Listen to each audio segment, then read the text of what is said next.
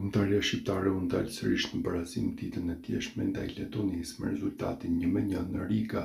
Në përfundimin e kësaj përballjeje, trajneri i kuqezimve Silvinho doli në prononcim për mediat. Futbolli nuk të fal. Në pjesën e parë kemi gabuar goxha në qarkullimin e topit, ndërkohë vlen që jemi përmirësuar në pjesën e dytë të ndeshjes. Duhet të futemi në fushë me një qasje më ndryshe sepse futbolli luhet 90 minuta. Më shumë gabime kemi bërë në pjesën e parë, kemi shpërdoruar shumë. Laçi ishte shumë i lodhur dhe tuaj një zëvendësimi i detyruar. Futbolli është i tillë ku luan me 3 sulmues dhe nuk fiton, luan me 1 sulmues dhe fiton. Kemi shpërdoruar 45 minuta.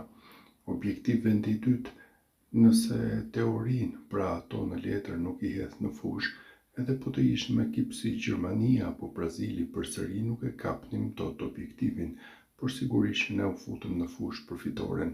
Shumë të gabuar në pjesën e parë, në pjesën e dytë ekipi po shtynte para për të shënuar gol. E theksoj se nuk është formacioni, por qasja e lojtarëve që kanë në fushën e lojës. Qasja ishte e gabuar, pjesa parë ishte gjithashtu e gabuar.